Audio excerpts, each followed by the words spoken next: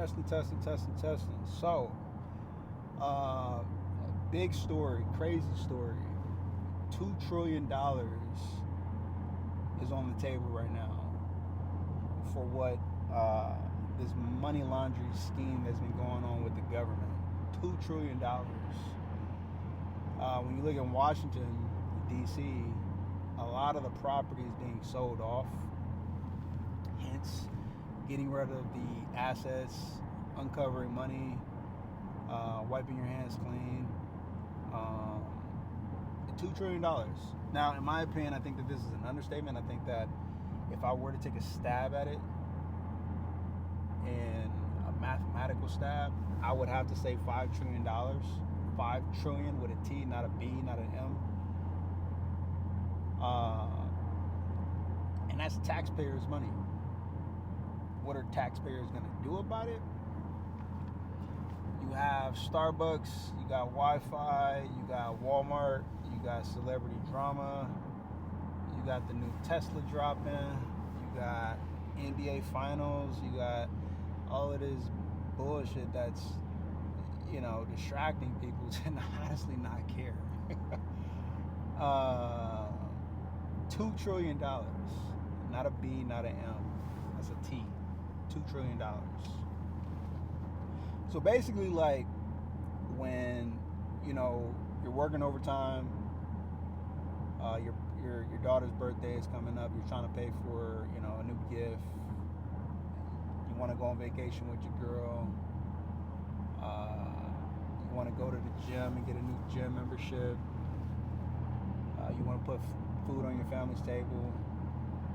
Understand that there's somebody robbing you of those extra couple of bucks.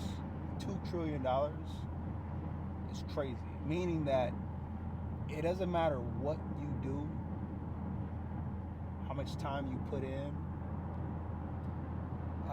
you're getting fucked. Hard. Everybody. To add insult to injury, the food that you're trying to put on your family's table, your food is poison. Now, to understand the market and how to beat the market, right? They say earn the American dollar, you live off pesos. That's another rabbit hole to go underneath it. But the concept is that, how do you beat that game?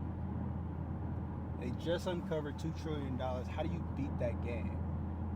Not one person has been arrested. Now, if it was Joe the Smo, like Sam Freeman, I think he took about like $4 billion. And the way how he was money laundering the whole system was, he was putting a lot of that money in the Bahamas. And I believe his family, his mom and dad, was buying up a lot of properties. But he ended up going to jail, so that was one guy. But now you have pretty much a whole department, a whole city, robbing the average Joe for every dime they can get. Social Security, living is unaffordable.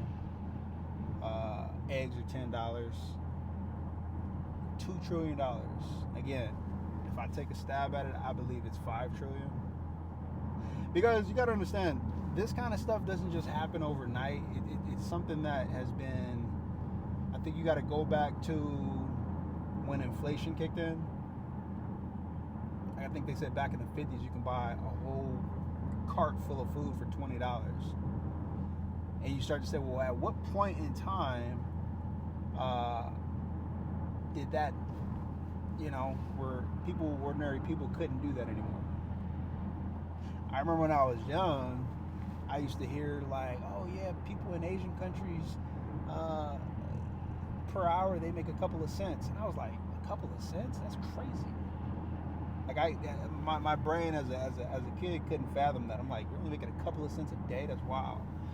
But to think that, like, that's crazy. So you ask yourself, well, when did inflation come in? And then you start to say, okay, well, when did they start, taking apples off the apple tree?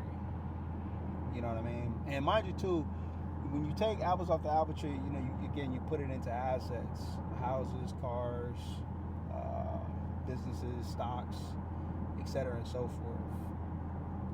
But again, like I said, you have a good system to keep people distracted, to not care. I mean, I look at it like this: when you have athletes getting paid $400 million just to shoot a basketball in a hoop, or close to $1 billion to throw a football, you look at the history, this is pretty much what the Romans did.